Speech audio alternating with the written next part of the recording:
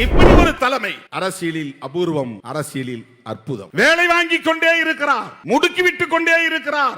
எந்த சூழலிலும் நம்முடைய கூட்டணி கட்சி வேட்பாளர்களும் தோற்றுவிடக் கூடாது, கவனமாக இருக்க வேண்டும். அப்படிப்பட்ட ஒரு அணுகுமுறையால் தான் தோழர்களே இந்த மாபெரும் வெற்றி எவ்வளவு பாராட்டினாலும் தகும். 2019 திராவிட முன்னேற்ற கழகத்தின் மாபெரும் விழாவிலே கலைஞர் பிறந்த நாள் விழாவா அல்லது முரசொலி 75வது பவள விழாவா என்று எனக்கு நினைவில்லை. அந்த கூட்டத்திலே அண்ணன் சொன்னார், இந்தியாவின் அடுத்த பிரதமர் ராகுல் காந்தி என்று சொன்னார். காங்கிரஸ்காரர்களே சொல்ல தயங்கிய நேரத்தில் அடுத்த பிரதமர் ராகுல் காந்தி என்று சொன்னவர் நம்முடைய தலைவர் தளபதி ஸ்டாலின் அவர்கள்.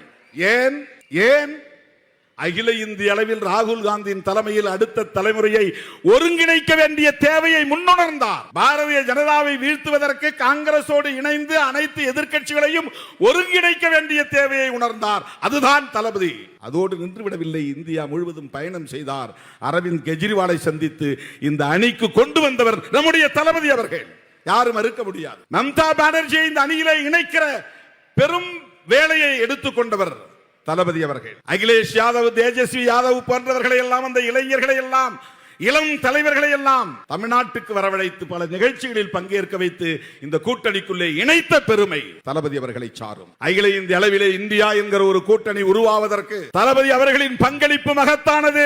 இந்தியா கூட்டணி தலைவர்களை அதை அங்கீகரித்திருக்கிறார்கள். இந்தியா என்கிற பெயரை சூட்டுகிற போது அதை முதலில் வழிமொழிந்து பேச சொன்னார் ராகுல் காந்தி அவர்கள். யாரை என்றால் தமிழ்நாடு முதல்வர் அண்ணன் தளபதி அவர்களைத்தான் நீங்கள் தான் முதலில் பேச வேண்டும். அவர் பெயரை சொன்னார், அதை வரவேற்று வழிமொழிந்து பேசியவர். அந்த கூட்டங்களில் பங்கேற்கிற வாய்ப்பு எனக்கு கிடைத்ததனால் அதை களத்தில் நேரடியாக கண்டவன் நான். அந்த முக்கியத்துவம் எங்கிருந்து வந்தது? இவருடைய அணுகுமுறையால், இவருடைய தொலைநோக்கு பார்வையால், நாட்டு நலனில், மக்கள் நலனில் இவர் காட்டுகிற அக்கறையால், காங்கிரசோடு இணைந்து பணியாற்ற வேண்டிய தேவை இருக்கிறது என்பதை அவர் பொறுப்புணர்வோடு உணர்ந்த காரணத்தில்